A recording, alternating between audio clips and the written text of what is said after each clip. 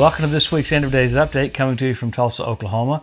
Hey, if you can, tomorrow night we'll be at Life Church in Boise, Idaho, live stream only. You can get all the information on our website. And on Sunday we'll be at Spokane Christian Center, live stream only. Then next week we'll be in Mississippi, Wednesday night, live stream only. We're coming to, it's crazy to be doing so much live stream, but thank God the technology's there, the word can still go out. We're coming to you every week to look at the different things that point to the coming of the Lord, specifically the gathering of nations for the Ezekiel 38 war, because that happens right after the rapture of the church. Because the rapture of the church is signless, but the second coming has tons of signs. You have to remember when it comes to end time events, you look at the Gospels are all about the second coming, not about the rapture at all. Remember in Luke 21:36, Jesus said, "Pray that you might be accounted worthy to escape these things and stand before the Son of Man."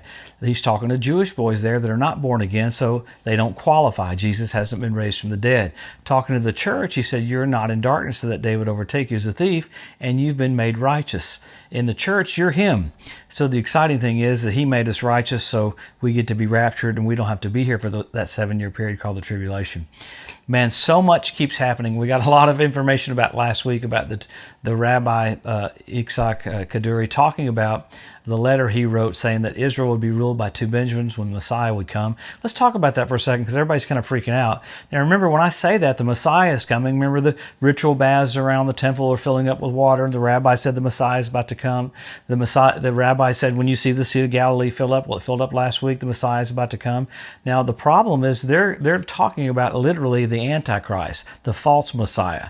They're going to be thinking he is the Messiah, but he doesn't come until 7 years after the rapture of the church. Remember, what starts the tribulation is Israel signing a covenant with the Antichrist. Then 7 years exactly after that, God's very precise about this, the second coming will happen.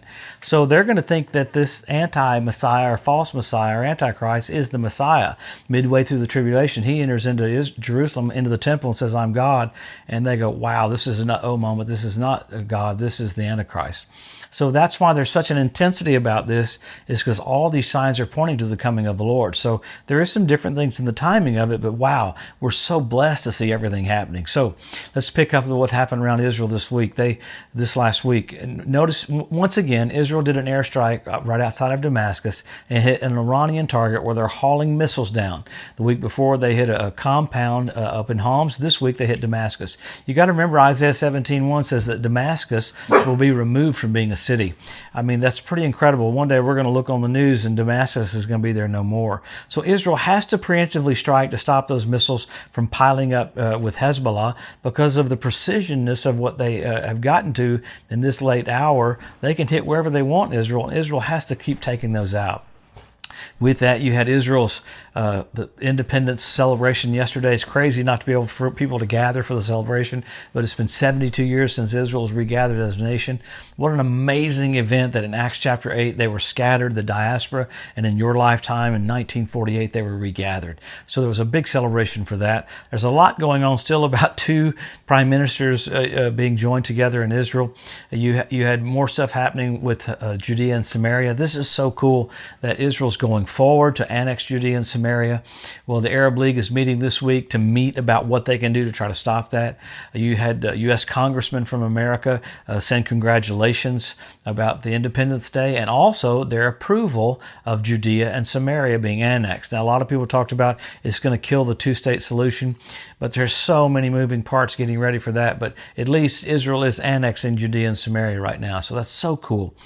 So much keeps happening around everything that's dramatic. I mean, you have the coronavirus that I haven't talked about at all. The whole world gets affected by that. But with that, even yesterday, you had an asteroid do a flyby of the Earth. That a lot of people didn't really even talk about it, but it's the ninth asteroid in the month of April that's come within one lunar distance of the Earth. That's the 34th asteroid this year so far. So we've got a lot of activity of pestilence, a lot of activity with asteroids. People have asked me so much, what's the deal with the coronavirus? What is it? Well, in Matthew chapter 24 and verse 8, the Bible calls it, this is the beginning of birth pains. That's contractions. It's not the tribulation. The tribulation starts in Matthew 24 verse 9. But in verse 8, Jesus made it real clear that you'd have wars, rumors of wars, you'd have earthquakes, you'd have pestilence. And so it's amazing when a woman goes into birth pains, or what we call contractions, or goes into labor, it's so severe you can't ignore it. Jesus was saying there would be some things happening on the earth just before the tribulations that is so severe you can't ignore it. And this is obvious you can't ignore it. But it's not the tribulation. The tribulation doesn't start until the church departs, and then an agreement is signed with the Antichrist and with Israel. That's according to Daniel chapter 9. It's very precise that that's when the clock starts. But you have so much more happening with Russia, so much more happening with Syria. You have the buildup in Syria all over that's pointing to what's going to happen right after we leave, and that is an invasion of Russia and Turkey and Iran into Israel. So the setup for that's happening. That's the amazing thing. If you put a map out and saw all the players that are in position for that, it's kind of shocking.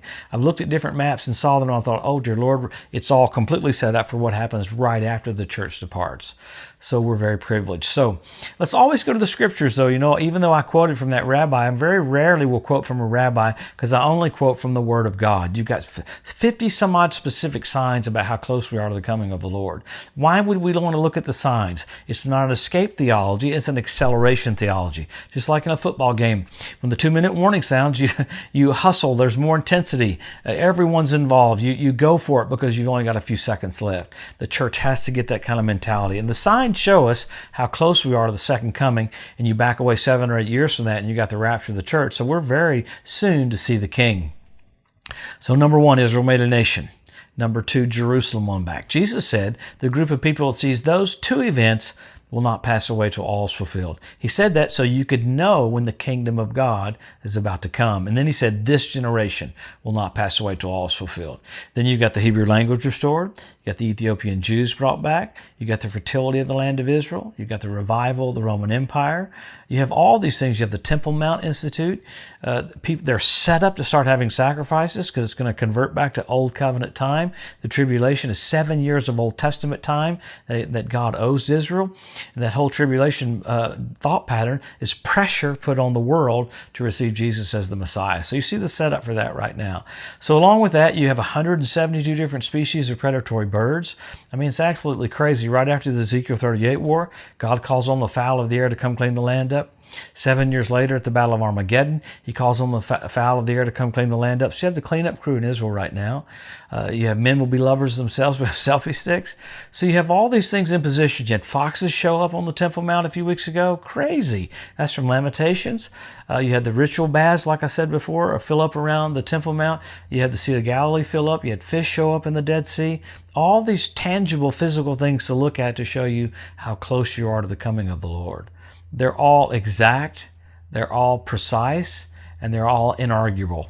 For every one verse there is about the first coming of the Lord, you got 8 times more about the second coming. Second coming so documented with all these things to show us how close we are. Why? He loves you. He wants you excited. He wants you expectant. It's not about doom and gloom. It's about Jesus is about to come back. Now for the world, it's a very scary time. But for the church, it's the most exciting time there ever was or ever will be. The greatest change for your life is getting ready to happen. We're about to be raptured. I've been telling the Lord, you might want to get those particle changers all charged up because we're about to be changed. I'm looking forward to getting a glorified body. The stain of Adam is going to be taken off of me. I love it that my weight is perfect. I'm just not the right height. But thank God soon we're going to get brand new bodies. Amazing. This mortal is going to put on immortality. He's going to say, come up hither, come up to the throne of God. And just as Enoch was raptured, just as Elijah was raptured, just as Jesus was raptured, just as there'll be a church rapture, there'll be a mid-trib rapture, there'll be a rapture of the 2 witnesses. So there's raptures in the Bible because people need to be removed because things are happening on the earth. Jesus is coming back so soon. So we look at these things because they're precise to tell us where we are so we make changes. What do? Help your local church, help your local pastor, be engaged, get involved, do the will of God. You want to be rocking for Jesus right before the coming of the Lord. We have a lot to do in a short period of time. The greatest days are ahead for the church. Let's go for it. Man, thanks for tuning in this week. Come this next week, we'll see what's all happening around Israel. Many things keep happening. It's hard to say everything that's happened because I try to keep it short. But have a blessed, wonderful week, and we'll see you next Wednesday. God bless you.